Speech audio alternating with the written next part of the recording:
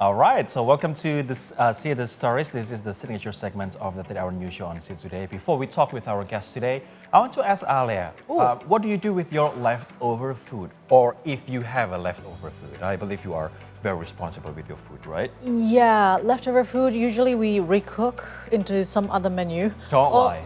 Seriously, seriously, or give it away as much as possible. So before the food gets spoiled, Yes. you have to give it away to anyone that would, be able to eat that. Otherwise, Exactly. yeah, because it's the biggest threat to me is actually to throw away from some leftover. That's the easiest way, right? But one of the ways that we want to make our leftover more useful, if it's not possible to be given away, to me is to make it a fertilizer. I do juicing like almost all the time, and the leftover, although it's not consumable, I try to make it a fertilizer.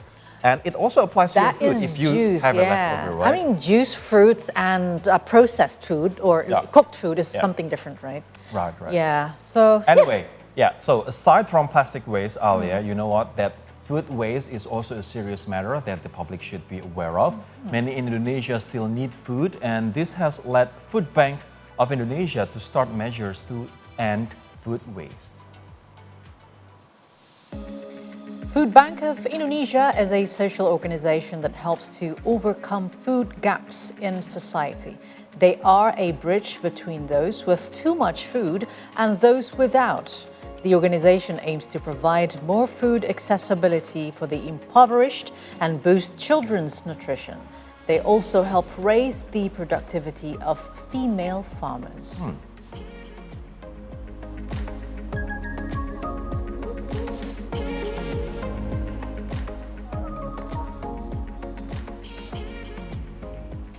And to know more about the organization, we now have Foodbank of Indonesia founder Muhammad Hendro Utomo. Hi, Mas Hendro. Thank you for coming by to see today's studio. Thank you for having me. Yeah, I mean, we're looking at people who are in need of food every day. We have like, for example, the what's this is called? The Yatim Piatu house. Orphanage. Or orphanage, exactly. Orphanage. Who actually need a constant supply of food as well. Maybe others in need.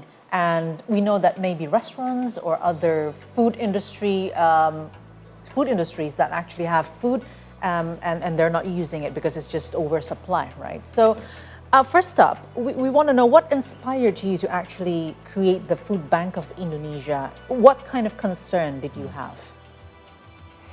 At that moment, actually there was no something special because I was a public relation practitioner, so it is very common for me to know that there is those who rich and those in need. Yeah. I'm working in the middle. So you're bridging between the have and the heaven. That's the beginning moment. Right. So do you work for the hospitality industry, for the hotel, for example? No, I had my own PR agency. PR agency. Okay. But I already closed it during pandemic. All right. So it's really interesting if we talk about food waste, Alia and Mas Hendro, because Indonesia is actually the 4th biggest contributor of food waste in Indonesia, at least in 2023. This is the data that I got from Kompas, though. So we are only behind China, India, and Nigeria, and we are number 4 biggest food waste in the world, right? In the world. That's quite shocking and ironic. Indonesia happened to be, if I'm not mistaken, also top 5 in 2022 or 2021. Number 1 was Saudi Arabia back then, but I think they have progressed so far, right? Yeah. Okay, so what is the process like when you know that there are certain institutions or maybe households that have too much supply of food? On the other hand, you know that there are people in need of food. So how do you actually process this sort of like gap between the two? Okay, actually when I start for the first time to distribute the food, I just give the food to somebody. So your own food? Yeah, my own food. Okay. And in my office with my employee, I and my wife.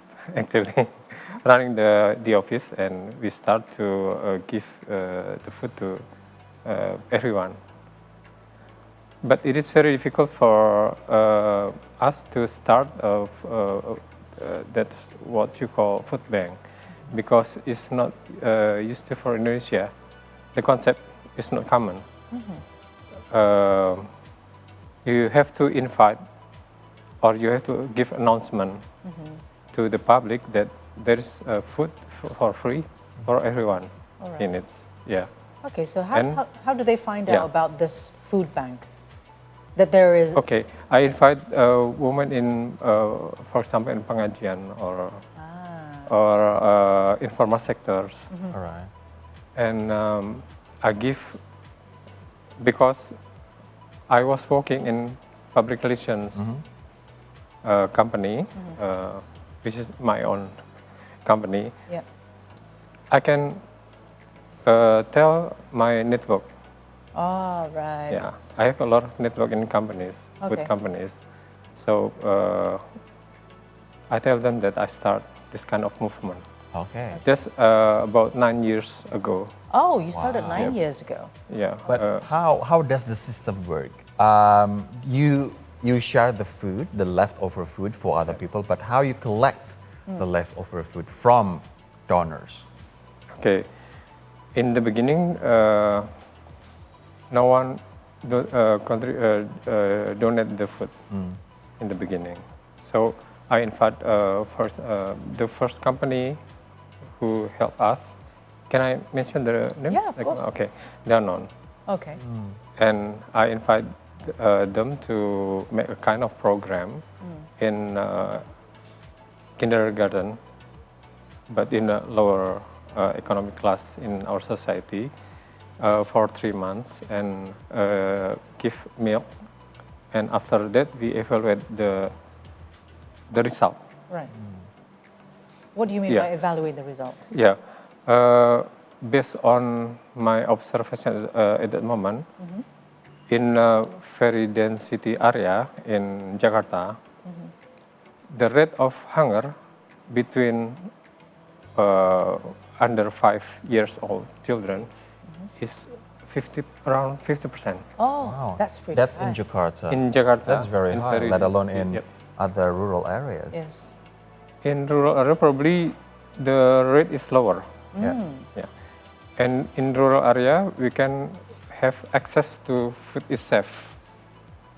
The question is, why in rural area, in villages, in the food production area, the stunting and malnutrition or undernourished children, the rate is still high. That's the question.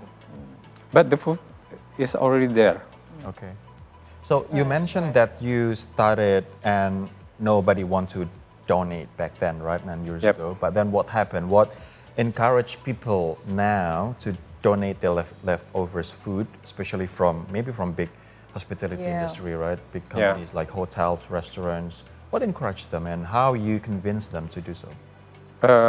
The first, I invite my network in food company to get along with me. The second, I learned from my neighbor. Whenever we give the food to those in need, and it already happened for a certain period, and the people around you will give you trust. Right. Okay. That's the key. So I asked to my neighbor, how can you manage? You give the food every day, and a lot of people come to your house, and you do not run out the food. And he shared the story. Okay. So how do people access that? I mean, you collect the food and then where is the food being collected? Is it at your house? And do people in need come to your house? Or In the you office. Deliver? You deliver the Yeah. food or do they come Yeah. to get them? I come to get them. I invite them to come Ah, okay. because it's not common for Indonesian to come to somebody's So you need to be house or inviting them. office. Yeah. Unless me. Yeah. I come to my neighbor's house to seek Ask for food. food. Yeah. Ask for food. You have a jug of milk or Well, something. so going back to Alia's question, so they do not come to your house, but you distribute it to the communities. Yes. Yes. At the first moment, but day by day, they know already that there is a free food for them, and they have willingness to come. I mean, the poor, but the poor people also have dignity. Right, yeah. It's not like they have free food and then they instantly come to you and want something. Yeah. There's a program that I saw on social media by Hendro that maybe it is the same as distributing food, but still keeping their dignity by setting up a table and you put free food. So whoever passes by that table, they can take one or two for them and for their family. Do you also apply that kind of method? What you are saying is the current situation. I mean, not 9 years ago. You have to imagine that 9 years ago, you don't have a kind of Jumat Barokah movement. Yeah.